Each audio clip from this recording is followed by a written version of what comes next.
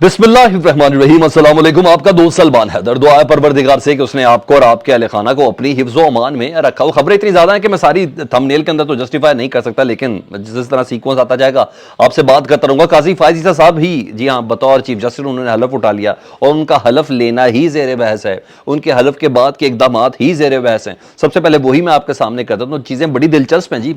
और इस हलफ में सबसे पहले तो बात यही है ना कि उन्होंने पहलू में अपनी बेगम को खड़ा करके, जी हाँ, पहलू में अपनी बेगम को खड़ा करके उन्होंने हलफ बर्दारी की तकरीब में हिस्सा लिया और हलफ लिया। और काजी फायज़ ईसा साहब चीफ जस्टिस हैं और इस पर भी लोग कई सवाल उनके ऊपर उठा रहे हैं। जो मीडिया पे खबरें चल रही हूँ, मैं बताना भी फ़र्ज़ है, ज़रूरी नहीं हर खबर का मैं तज़िया दूँ कि ये भी पहली बार ही हुआ है कि कोई चीफ जस्टिस अपनी बेगम को ही साथ ले आए। लेकिन भाई दरअसल ये आम जज तो है नहीं, काजी फायज़ ईसा साहब जज हैं जिनसे मुतल्लिक़ है कि वो दिल में बात भी बहुत रखते हैं, चाहे इसके कि हलफ के अल्फाज इससे बिल्कुल मुख्तलिफ थे, चाहे उनके जो वकला हैं जो उनके कोर्ट के अंदर पेश होते हैं वो खुद भी बहुत जानते हैं। और बड़े जस्टिस भी ऐसे कि काजी फायज़ ईसा साहब रिएक्ट करने में बहुत जल्दी करते हैं। और मैं पर्सनल हल्का बाब में वो कहते हैं यही सबसे बड़ी उनकी शायद कमज़ोरी भी है कि वो जज्बातियत का अंसर बहुत ज़्यादा रखते हैं।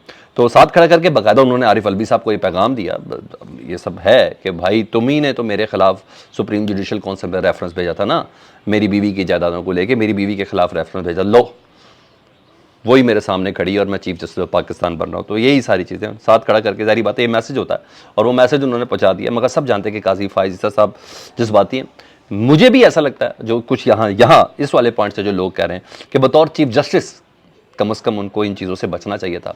हलफ के अल्फाज ये हैं कि मैं किसी भी जानिबदारी, किसी भी इख्तलाफात को साइड रख के अदल व इंसाफ के साथ फ़ैसले करूँगा। मगर उन्होंने बताया कि नहीं, वो अभी भी एक जज्बाती हैं और मेरे दिल में बात है और जो मेरी बीवी के ख़िलाफ़ रेफरेंस भेजा गया था मैं आज वो क्लियर करना चाहता हूँ। अपने हिसाब से उन्होंने आज बहुत बड़ा काम किया, बहुत बड़ा काम किया। हाँ, सॉफ्ट एंड हल्के कह रहे हैं, देखें औरत की जो है फ़ौक़ियत, उसकी अहमियत को समझाया है काजी फायज़ ईसा साहब ने। अच्छा, ये सब चीज़ें थी और फिर विमेन पावर का बताया है और खैर जो कुछ भी है, पहला जो मैसेज मैक्सिमम वे में मीडिया के अंदर डिस्कस करता हूँ मैंने आपको बता दिया। पहले उन्होंने बताया तो यकीन पीटीआई को भी ये पैगाम किया होगा क्योंकि हुकूमत तो पीटीआई की थी ना जब काजी फायज़ ईसा साहब के ऊपर रेफरेंस था। वो अलग बात है कि किस तरह एस्टेब्लिशमेंट ने कहा और ये सारी दुनिया अब जानती है कि जनरल बाजवा और जनरल फैज़ हमीद और किस तरीके से ये सारा मामला हुआ था, वो तहरीक लब्बैक वाला सारा मामला। बस खैर जो भी था वो मैं भी उसको इस वक्त डिस्कस नहीं करना चाहता। तो अब जब ये मामला, तो पीटीआई की उस वक्त हुकूमत थी, पीटीआई की काबीना ने ही इस रेफरेंस को फॉरवर्ड किया था। और बहरहाल पहले दिन ही ना काजी फायज़ ईसा साहब ने ना लोगों को बोलने का मौका दे दिया अपनी न्यूट्रलिटी के ऊपर। मुझे ऐसा लगा जितना मैंने पढ़ा, जितना मैंने सुना। और यहाँ तक कहा जाए अगर बंदयाल साहब की अदालत को सास कोर्ट कहा जाता था तो काजी फायज़ ईसा साहब की अदालत को क्या बेगम कोर्ट कहा जाए, यानी इस तरह तक की बातें भी हैं। तो इस तरह के सवाल उठ रहे हैं। और दूसरा अहम कदम उनका आज के दिन, और वो पहला केस ही उन्होंने फुल कोर्ट समाअत का रख दिया जी। और ये केस बजाते खुद एक सियासी केस है, supreme court practice and procedure bill, जिसको हरफ आम में जजेस इस्लाहती बिल, जो है ही सुप्रीम कोर्ट के चीफ जस्टिस के हवाले से, उसके ऊपर स्टे हुआ हुआ। तो काजी फायज़ ईसा की सरबराही में फुल कोर्ट इसकी अब कल ही इसकी समाअत मुकर्रर कर दी गई क्योंकि 13 अप्रैल को जस्टिस उमर अता बंदयाल, साबिक चीफ जस्टिस उमर अता बंदयाल साहब ने इसके ऊपर स्टे दिया था। और बड़ी बात है कि, और ये भी दूसरी इससे भी बड़ी बात है कि इस केस की समाअत को बराह रास्त आवाम तक दिखाने के लिए खबरें चल रही हैं और कहा गया है कि बाकायदा पीटीवी को अहकामात जारी कर दिए गए हैं। और जिस वक्त मैं आपसे बात कर रहा हूँ तो ये खबरें कि पीटीवी की टीम सुप्रीम कोर्ट की इमारत के अंदर जायजा लेने के लिए पहुंची कि अंदाज़ा लगाया जा सके कि इस केस की समाअत रखी जाए जो जिसको बराह रास्त दिखाया जा सकता है कि नहीं दिखाया जा सकता। लेकिन मेरा इस्तदलाल इसके ऊपर यह है कि ये केस बजाते खुद एक मुतनाज़ा केस है ना, जिसे इसको पॉलिटिकल केस कहा जा सकता है। इसको पॉलिटिकल मोटिवेटेड लोगों ने पार्लियामेंट के जरिए पास करने की बिल बनाया, जिसको सुप्रीम कोर्ट के चीफ जस्टिस उमर अता बंदयाल साहब ने सुप्रीम कोर्ट पर हमला कंसीडर करके कहा कि ये सुप्रीम कोर्ट पर हमला है और ये कह के उसके ऊपर स्टे दिया था।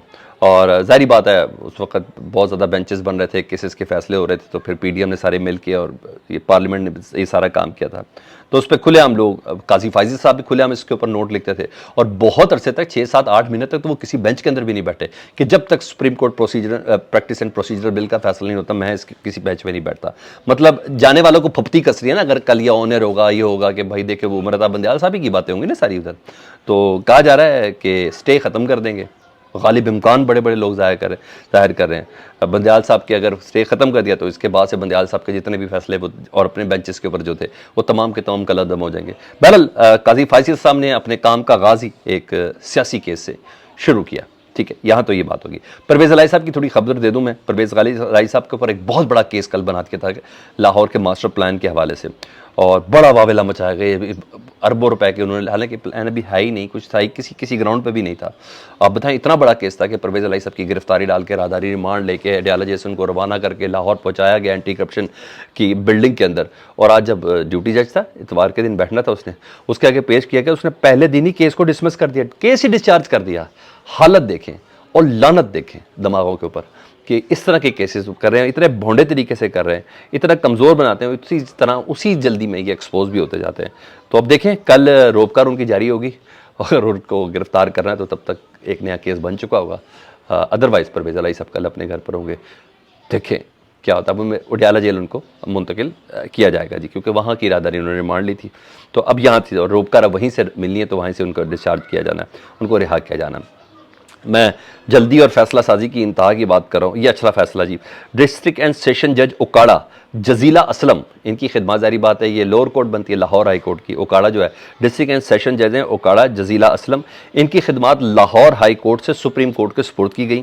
آج ہی یہ نوٹیفیکیشن آیا.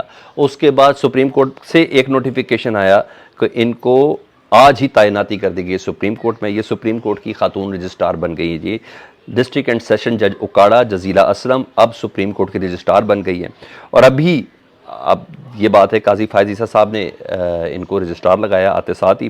اور ابھی جو میں آپ کو supreme court practice and procedural bill کے حوالے سے فل کورٹ جو بلایا, اس کا جو نوٹیفیکیشن ہے نا بحیثیت رجسٹرار, یہ آج ہی کی تاریخ میں جزیرہ اسلم نے جاری کیا ہے. اور اچھی چیز ہے, کیونکہ اس سے پہلے عام طور پر بیوروکریٹ ہوتے تھے رجسٹرار سپریم کورٹ. اچھی بات ہے کہ ایک جج کو رجسٹرار لگایا گیا. میں اس کی ڈیفینیٹلی حمایت ضرور کرتا ہوں.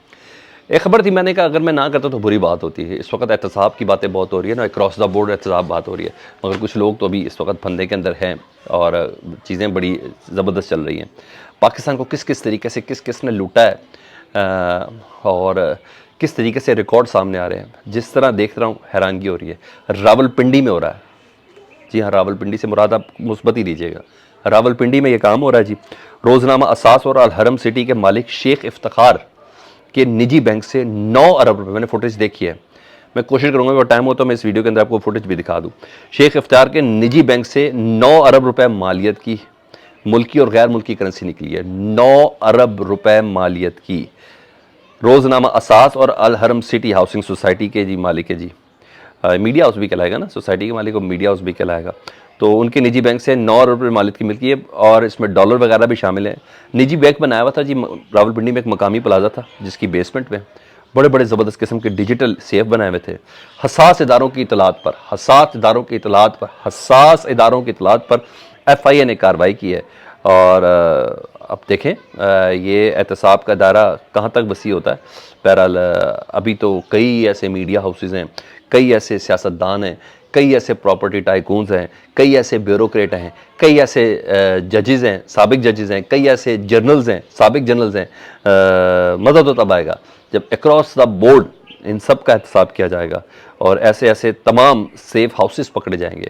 اور اللہ کرے کہ سر سمپل سی ایک ہے, جس طرح 9 مئی کے واقعے کے بعد پاکستان کی ریاست نے اپنی اس طاقت کو بھی استعمال کیا جس کا کسی کو اندازہ بھی نہیں تھا.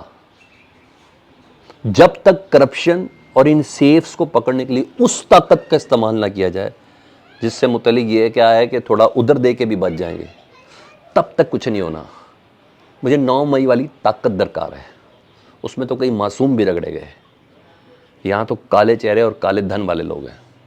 میرا مطالبہ یہ ہے, آپ کو ایسا لگتا ہے تو مجھے فیڈ بیک میں ضرور بتائیے گا. اپنا بہت زیادہ خیال رکھیں. اللہم صلی علی محمد و آل محمد.